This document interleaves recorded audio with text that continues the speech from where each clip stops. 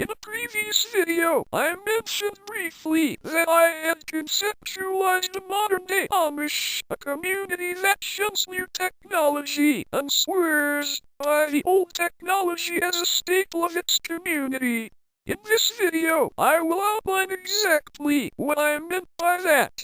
For starters, it must be stated that there is a clear and definable point in our history where technology overtook mankind and became a hindrance as opposed to helping us.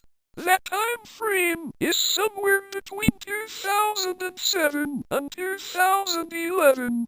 This is the time frame where social media became the norm online, as well as the time frame when the first truly smartphones found widespread adoption. This was the first time that people both had the internet in their pockets at all time and knew where they would use it. I won't put the cart before the horse. Social media as it stands is definitely a problem, but there were always social hubs online since its inception. They weren't centralized though, and they were specialized forums and chat rooms ran by individuals as opposed to corporations. They were only accessible through computers, as prior to the smartphone there was no reasonable way to access them while mobile. This was the first major mistake that got us here. As such, the first pillar of the modern-day Amish community must be the banning and outlawing of any smartphone or mobile, internet-accessible device. Cell phones are fine, provided that they are dumb phones, capable of talking, texting, and not much else. These phones do exist, but they are fewer and farther in between as time goes on. iPads as well as mobile gaming handhelds are another issue here. If there is even the slightest inclination that they can connect to the internet, they should be banned. No exceptions. The internet bleeding into day-to-day life has created a widespread populace of addicts who cannot free themselves no matter how hard they try. If we are to move forward and seek a brighter future in the shape of the past we once lived, this will be the biggest hurdle. Secondly, a respect for the old technology that we once used and cherished must be embedded in the minds of those seeking entrance to the new community. We live in a world where we have been told that everything is replicable. It isn't.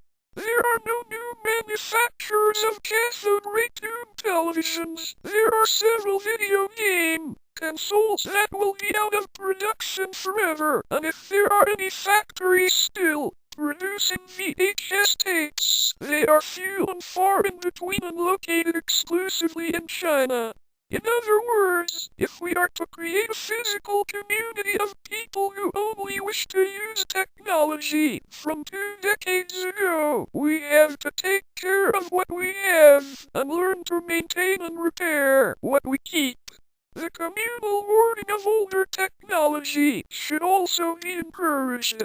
We should not have a monopoly on the collection of this technology, but we should always have a healthy supply of it. Thirdly, there must be a creation of a new culture, carefully cultivated to avoid the pitfalls of the modern culture we all live in currently. I believe that with little contact to the outside society, the shunning of modern technology, and so on, the only other major necessity on this front would be the approval of media coming into the new community via a committee, only for the first generation of it. This sounds bad. In any other situation it would be. This is my reasoning. There needs to be a push to limit any and all knowledge of the technology, which has enslaved the rest of society. When the kids of this new community are growing up, they need to have some idea in their heads that technology is limited in its capabilities, and as such should not be overly relied upon. To do this, all media coming into the community should be either from before 2007, or it should seek to emulate the technological limitations of times before 2007. For example, sitcoms from the 1990s are okay if there is a show or movie from the 2020s that emulates the 1990s without allowing modern technology, slang, or culture to influence it. That would be acceptable. The same goes for music and song, with lyrics directly referencing modern technology, should be avoided, while music, which does not, will be allowed. The idea here is to provide a basis for new culture that will eventually lead to new creations in the vein of the old. Cultural stagnation would be the death of this community if the youth were not encouraged to create. We would give them a basis, a foundation to get their minds working, and they would build from it whatever they see fit, free of the technological shackles that we have all had to wear for most of our lives. Fourthly, we must be free from all ideologies except that of technological primitivism. This community cannot be a political one, or else the powers that be will seek to destroy it, likely violently. If we were political, we would be derided as separatist militias, and all those who also believed that technology was just better when we controlled it would be labeled as sympathizers and persecuted.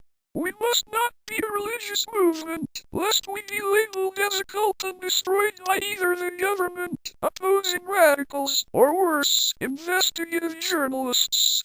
We must not be a counterculture, seeking to replace an existing culture, lest we be overtaken with corporate shills and plants, who will upset our natural order.